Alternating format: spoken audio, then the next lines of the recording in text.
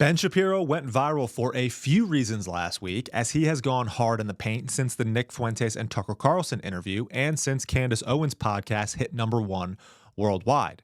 In one of these viral moments, which had many cheering him on, he scolded Megyn Kelly for refusing to condemn Candace Owens and Tucker Carlson. And he did so by blatantly lying about Candace Owens to trap Megyn Kelly. I'll show you that moment. And now that Megyn Kelly knows it was a lie, she just came out swinging on Ben Shapiro. This is a perfect example, though, of what I've been talking about regarding this deepening division on the right. These Zionists claim that it's Nick Fuentes, Tucker Carlson, and Candace Owens who are the demons dividing MAGA. Yet, what they cannot see, and I'll prove this to you, is the log in their own eye, their own behavior, the lying, slandering, diagnosing, threatening, and moral blackmailing of these and others. This is what is deepening the divide on the right. Also, text messages have been released between UVU officials and the hardscape company that did the remodeling, or beautification as they're calling it, or just the covering up of the Charlie Kirk crime scene. You're going to want to see these. We'll start there. Before we do, though, guys, and as always, a lot of you watch my channel and haven't subscribed yet. I ask that if you believe in this God-first commentary and fight to keep America one nation under God so that we can remain free to pursue our God-given work and potential, please subscribe and join me in this movement by supporting me here. I'm Zach Costello. Records requests by Camelot Jack on X, and props to him for these, had finally been issued by UVU officials after having been denied for all sorts of issues previously.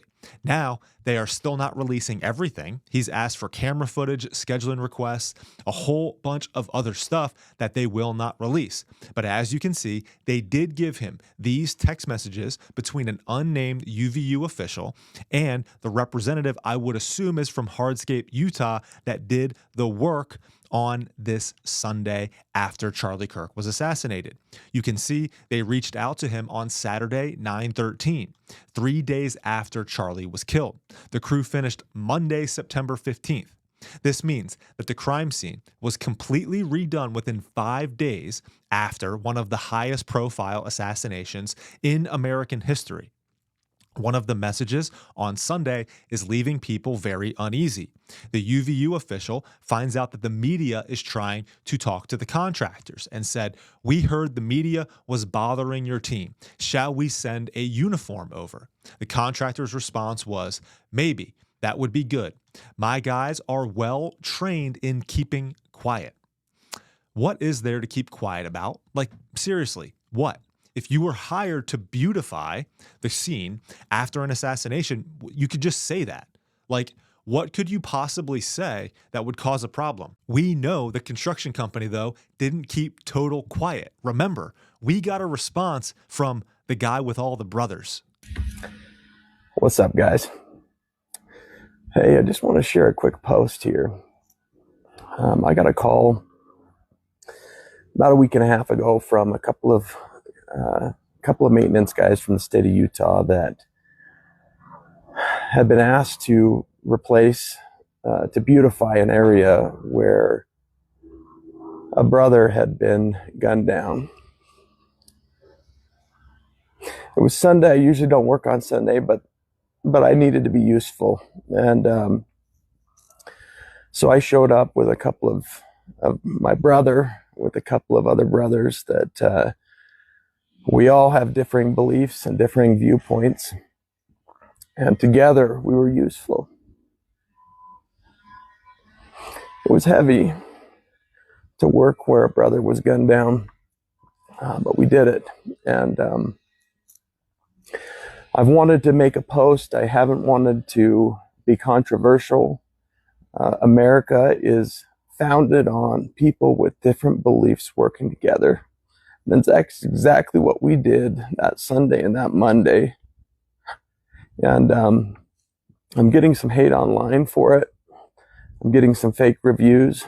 And, the answer to hate is love. And the answer to falsehood is truth. So this is what all of this comes down to. 3 days after one of the highest profile assassinations in American history, 2 UVU officials expedited a request to remodel the crime scene, and guys who never work on Sunday for religious reasons, I would assume, decided to renege on their Sabbath commitment to God to be useful and get this done. They were also instructed to keep it quiet and offered police protection from the media by one of the said UVU officials. But any questioning or skepticism or suspicion of this makes you a crazy conspiracy theorist, and you are now being accused of ruining MAGA and dividing the right. This is evil, according to Ben Shapiro, as he tries to trap Megyn Kelly right here. Watch this. You and I differ on our angle with regard to, for example, Candace Owens. I think that what Candace Owens is doing right now is evil. It is evil what she is doing right now. Okay, and I say that again. But what? Because like I didn't opine on whether it's evil or not. But my position is it's really none of my business. And why is it? But I have a question. Why is it none of your business? I mean, you comment on these things for a living. I'm not mother of the internet. No, but if this were on the left and somebody were accusing Charlie Kirk of his wife having murdered him, I assume that you would be talking about it. Is that what Candace is accusing Erika of? Yes. Of murdering her own husband? She's accusing TPUSA insiders and other members of the right wing, including Seth Dillon, of being involved in the murder of Charlie Kirk, yes. Okay. Like I said, I don't take in that content, which is an honest statement. I don't have time to watch Candace's show. I believe you. But the point that I'm making is that what I understand friendship Candace should not, in our business, I think it's important. Listen, friendship should not trump. We don't even know each other. I understand, but even with Tucker, friendship should not trump our manifest requirement to speak out when people do and say things that are both detrimental to conservatism and morally wrong. Okay, so I don't totally disagree, but I think the way of handling that, at least for me, is much different. To repeat what he just said, we have a requirement to speak out when people do and say things that are detrimental to conservatism or are morally wrong. How about, Ben, your blatant lie right there that Candace Owens has accused Erika Kirk of murdering her husband? Never happened. In fact, many in Candace's comments have been telling her to go there, and she has not. This is a blatant lie. Also, and yes, Candace is calling people out at Turning Point USA, like Rob and Mikey McCoy, who have also been caught blatantly lying to us about things that happened. We were told Mikey had blood all over him, that he acted heroically, that he didn't make a phone call within seconds of Charlie being shot, all of which we know to be false. We know that Rob McCoy's Wikipedia page was updated on September 10th to claim himself as a founder of Turning Point USA Faith. We are rightfully and prudently suspicious because we are being lied to, and we know it. Ben Shapiro's blatant lying about Candace Owens. This is misrepresentation, and when it happens and when we see it, it causes those of us who are good faith truth seekers to be like, okay, you're lying, so what's up with you? Megyn Kelly addressed Ben Shapiro lying right here.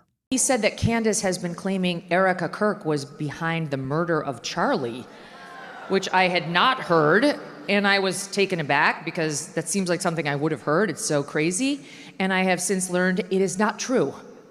Candace has not made that claim, and in fact, I've now seen several clips of Candace specifically defending Erika Kirk and saying she would never make a claim like that about Erika, and that she is open-minded to other people at Turning Point. That's obvious. She's been making that point. I had heard that point, but she's specifically been defending Erika Kirk, and she's been saying she does not think that of Erika. And in fact, if you read her comments, she's under pressure to make comments about Erika, and so far, what I've seen, she hasn't. So thank you for that question. The behavior of Zionists in the wake of Charlie Kirk's death has been the main driver of the division on the right. One of Candace's main issues in the days after Charlie's death was the way that Zionists sought to claim his legacy immediately as a never-wavering Christian Zionist who loved Israel with all of his heart. Candace knew this wasn't totally true and has since issued the receipts to prove it. Zionists claim they have no idea where this is coming from, where all this hatred, where all this animosity is coming from against them. Let me help you out for those of you watching. The lying, gaslighting, lawfaring, and censoring behavior of Zionists, both Jewish and Christian, since Charlie Kirk's death has opened the eyes of many. If you need to lie, gaslight, slander, threaten, and blackmail, something dark is there. Something is hiding, being covered up. This is our problem. If you cannot see that, you are probably trapped in the same darkness that you accuse others of being possessed by. I'm Zach Costello.